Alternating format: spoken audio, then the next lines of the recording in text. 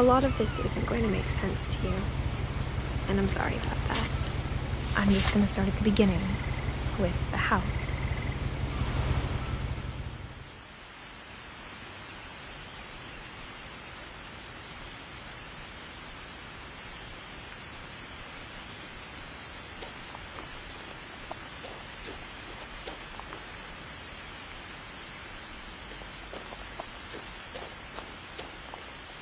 I lived here until I was 11, but I wasn't allowed inside half the rooms.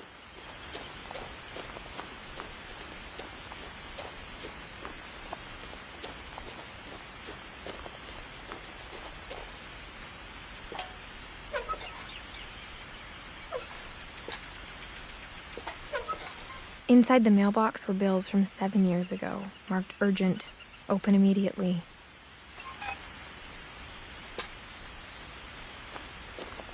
I hadn't been back since my brother Lewis's funeral.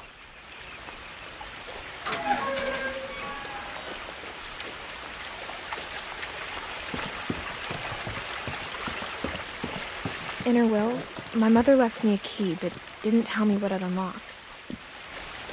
Maybe she thought I'd know, or she thought that the mystery would be enough to bring me back.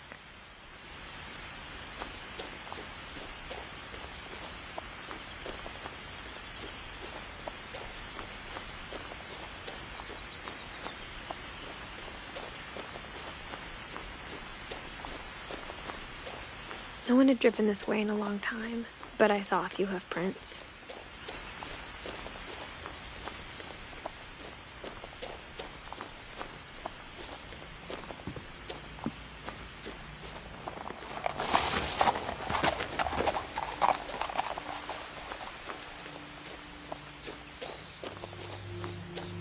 The truth is, even after I inherited the house, I never thought I'd come back to it. But now I had questions about my family that only the house knew the answers to.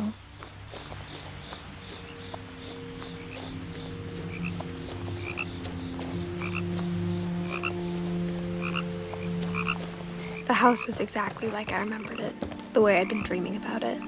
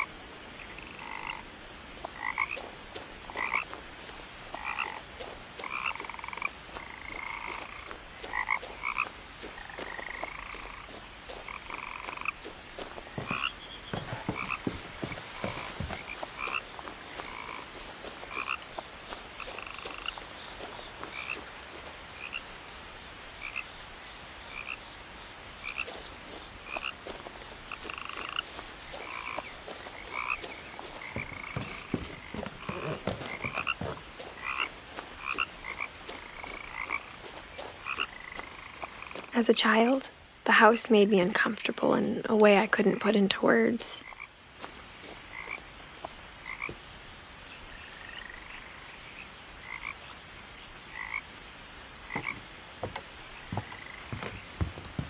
Now, as a 17-year-old, I knew exactly what those words were. I was afraid of the house.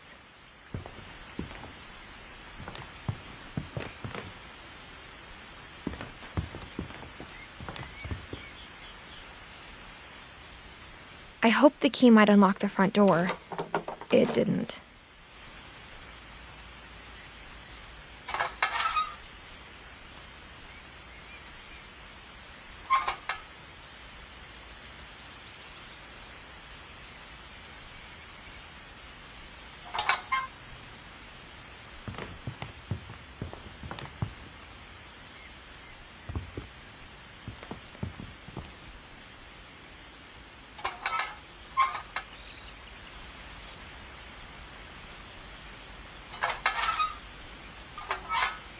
Looking in, I felt like the house itself had been waiting for me.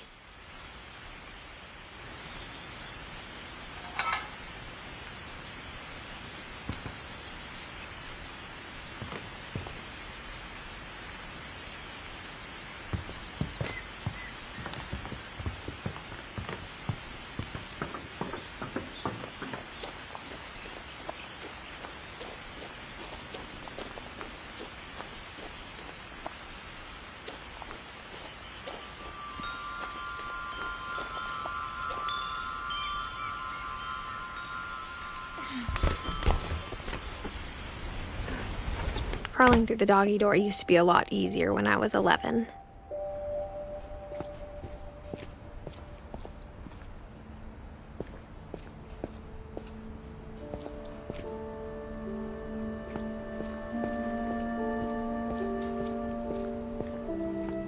For the first time in years, I felt like I was home.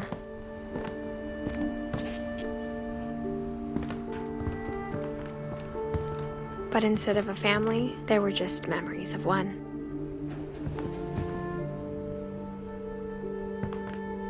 Like how only one restaurant would deliver to our house, so we had Chinese a lot.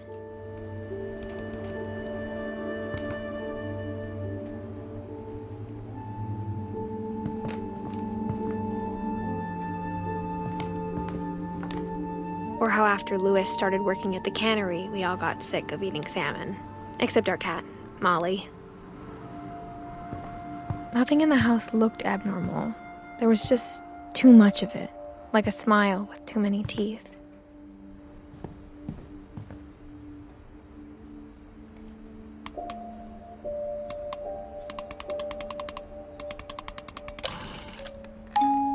Great-Grandpa Sven built a music box for Barbara, along with the rest of the house.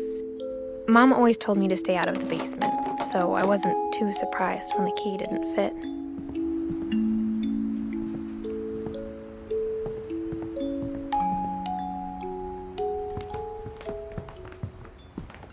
The table was still a wreck from the night we left.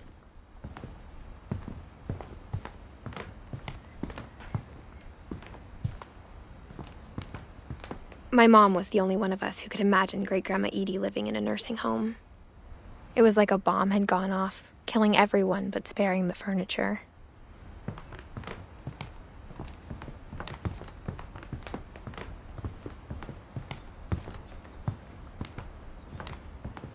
Even the fireplace had a story. Edie told me the bricks came from the original house, after it sank.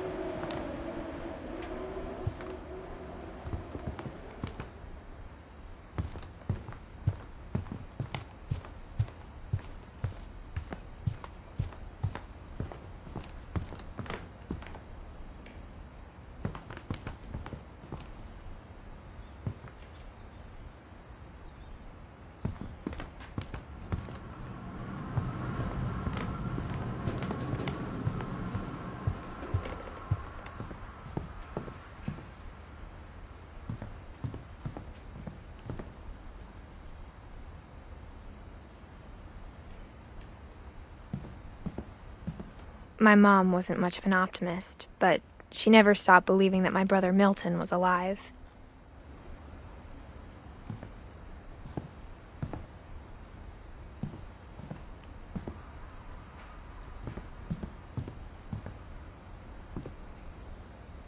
After Milton disappeared, Mom sealed up all the bedrooms. Then Edie retaliated and drilled peepholes.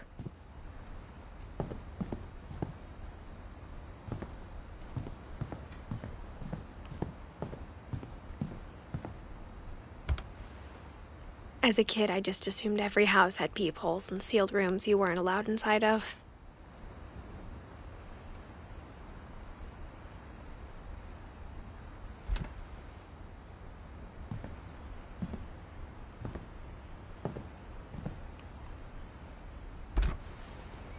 My Grandpa Sam spent 7 years sharing a room with his dead brother, Calvin.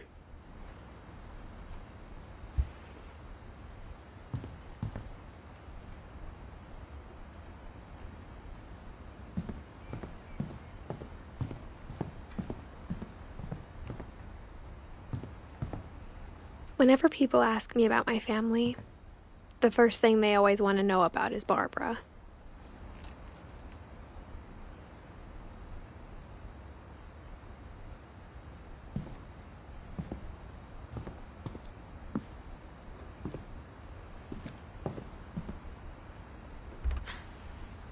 Barbara was a child star for 2 years, until America grew out of it. Edie's father, Odin, built the original house.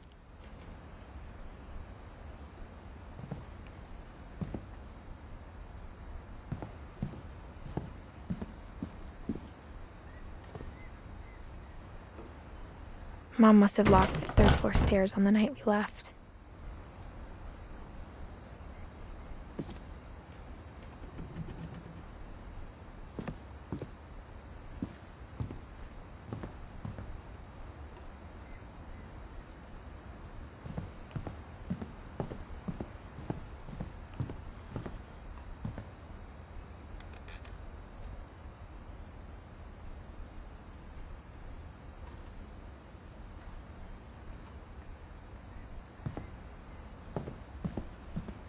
I spent a lot of time playing in Great Uncle Walter's room.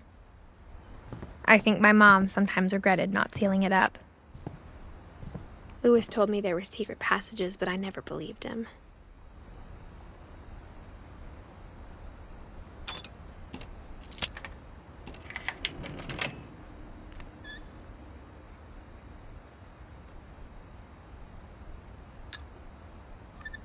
Turns out, my mom was really good at keeping secrets. Now it was time to find out what my mom had been afraid of.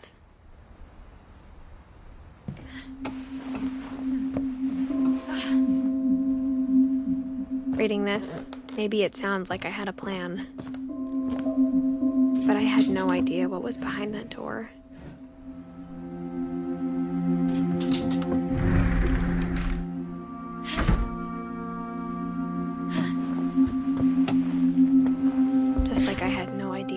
This was gonna lead. I grew up looking at Molly's room through the peephole. Being inside for the first time, I felt like I'd stepped behind a painting. I got the sense Edie had spent a lot of time here. December 13th, 1947. Dear Diary, I'll be gone soon, but I wanted to tell somebody about what's gonna happen. It started when Mom sent me to bed without dinner. I woke up and I was starving, so I looked around for something to eat.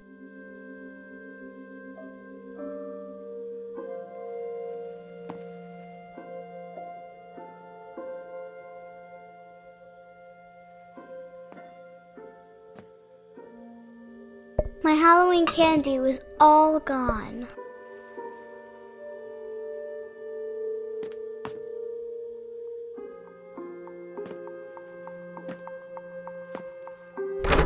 Mom, can I come out now? Sweetheart, it's late. Go to sleep. The gerbil food was dry, but I didn't mind it.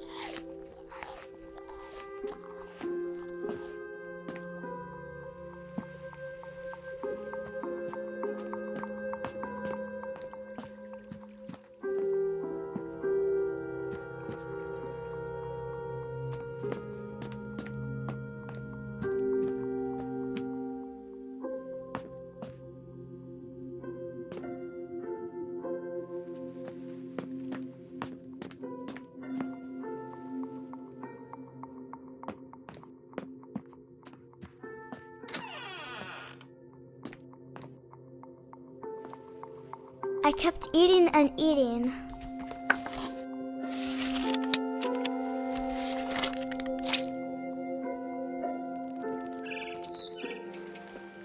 I ate a lot of things that night.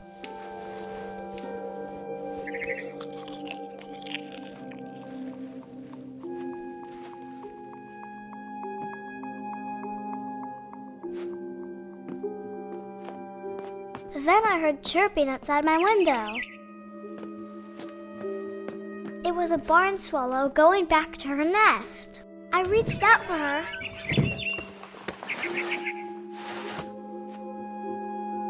And suddenly, I was a cat.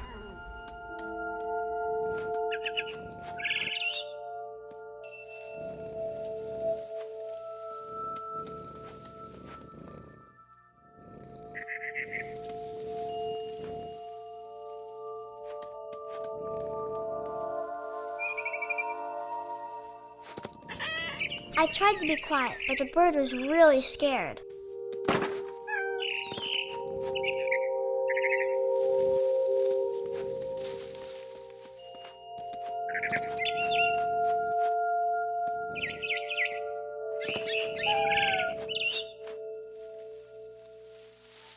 Mom and Dad didn't even look at me.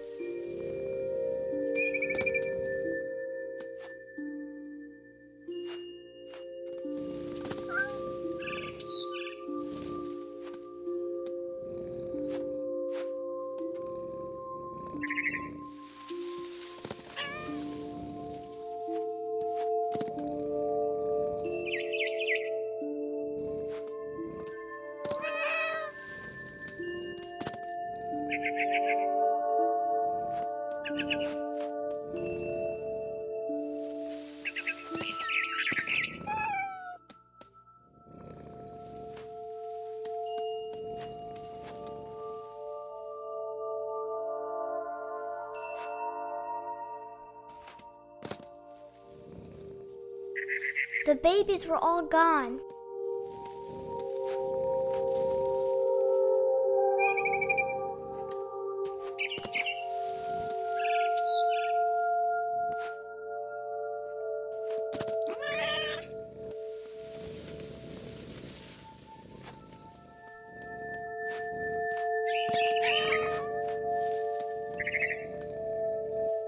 I jumped and I almost got her.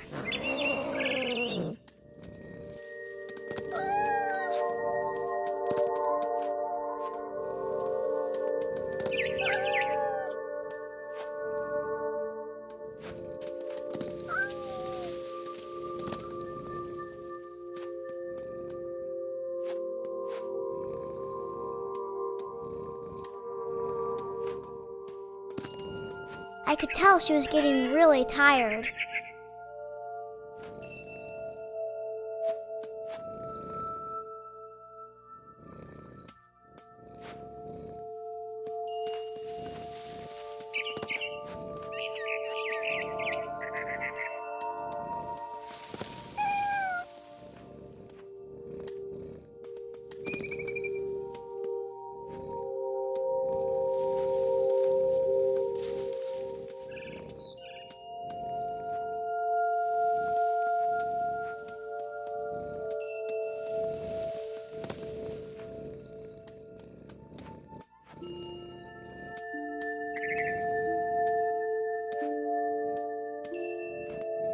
Now I was up in the big tree. I promised Dad I wouldn't climb it anymore. All I cared about was eating that mama bird.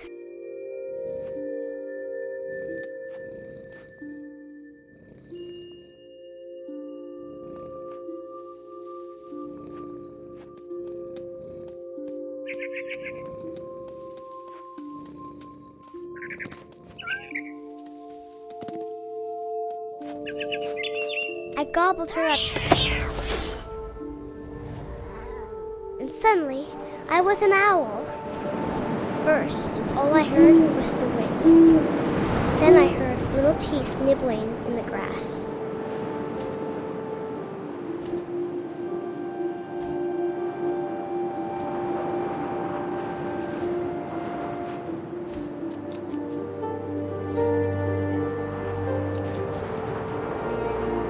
Rabbits.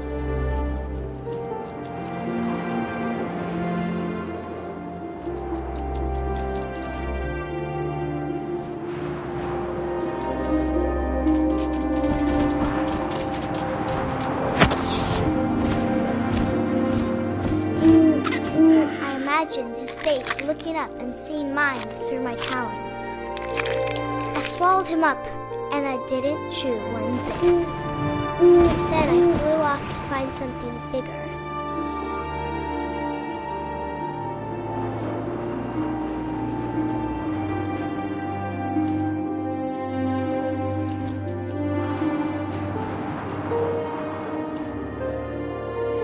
A mama rabbit.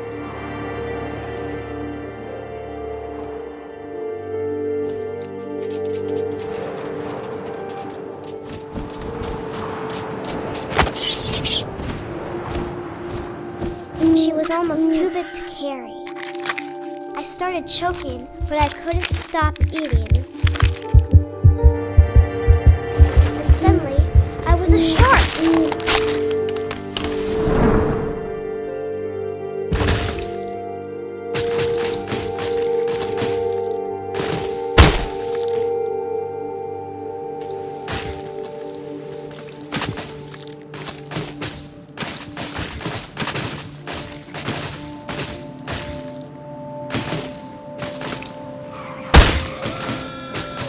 I rolled off a cliff and into the ocean. Now, I was hungrier than ever.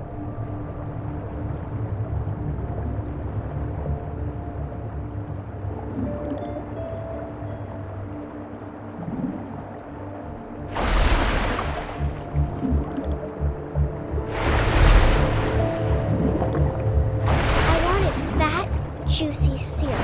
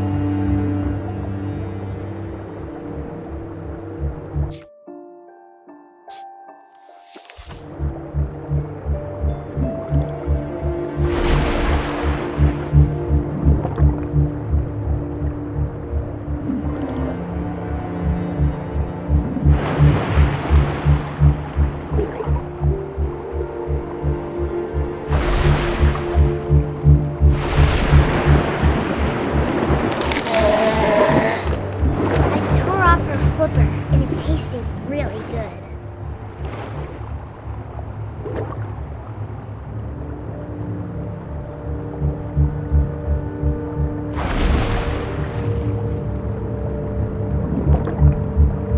I grabbed on tight.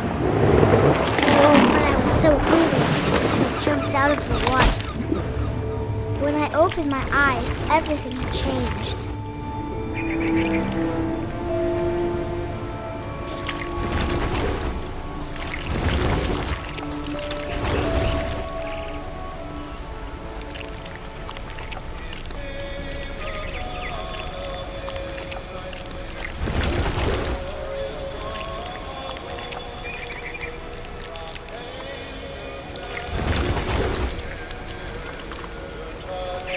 Now I was a monster, and I smelled people everywhere.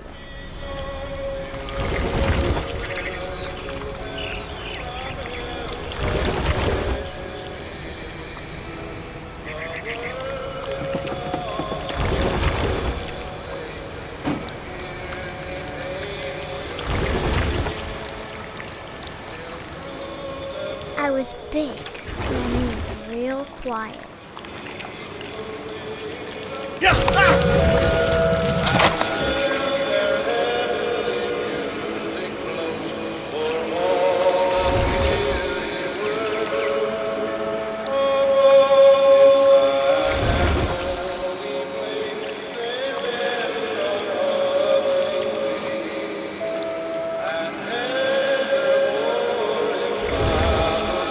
I wanted to stop, but also I didn't.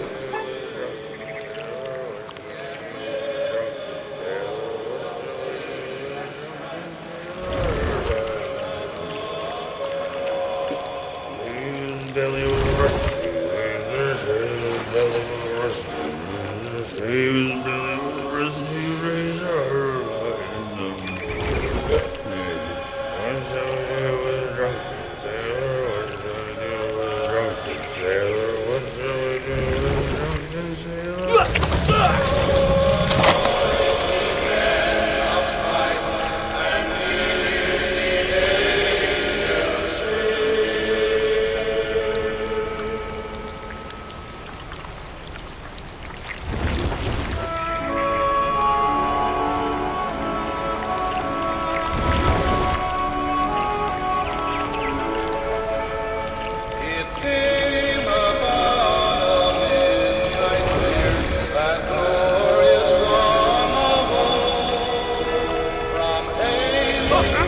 last passenger, I was still hungry. And across the water, I smelled something new. Something I had to have, so I swam towards it.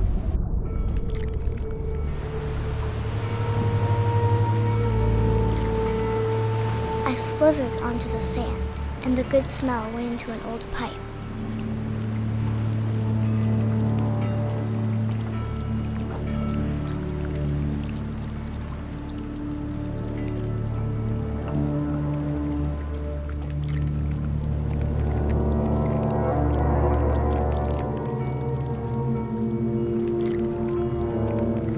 I got closer and closer.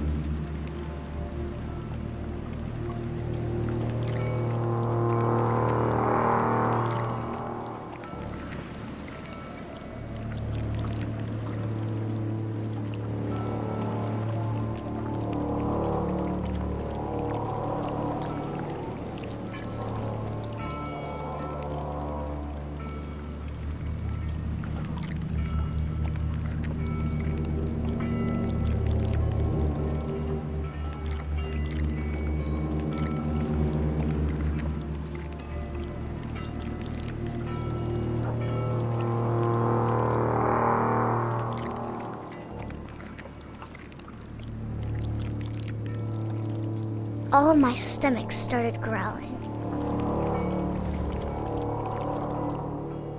And suddenly, I was me again. I held my breath for a long time, but I couldn't hear anything. I think it's waiting for me to fall asleep. But it's not going to wait much longer. It needs to feed, and we both know I will be delicious.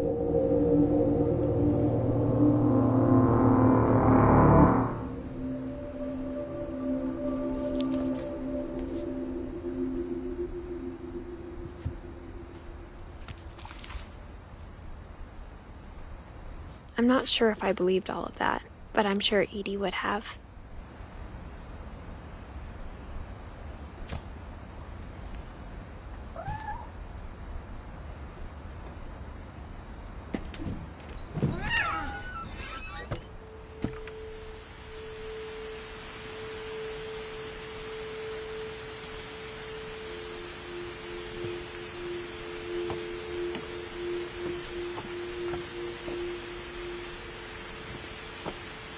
This will be obvious later, but my mom never told me any of these stories. Edie would have, but Mom didn't like bringing up the past.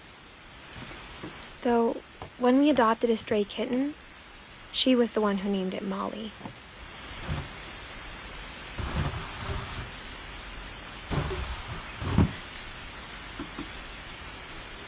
I spent a lot of time in Great-Grandma Edie's room. Her room was like a museum. For 500 years, the Finches have been famous throughout Norway for their fortune and misfortune. Odin Finch buries the latest victims of the family curse, his wife Ingeborg and their newborn son, Johan.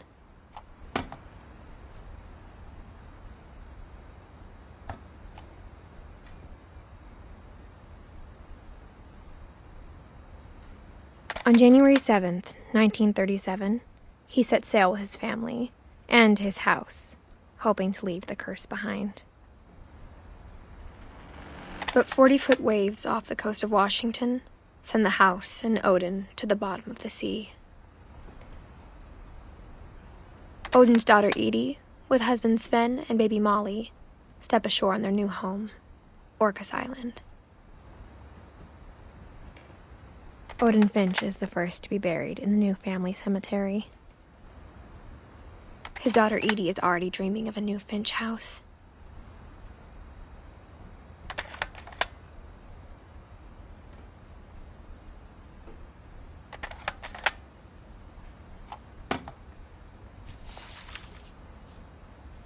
Whatever's wrong with this family, it goes back a long ways.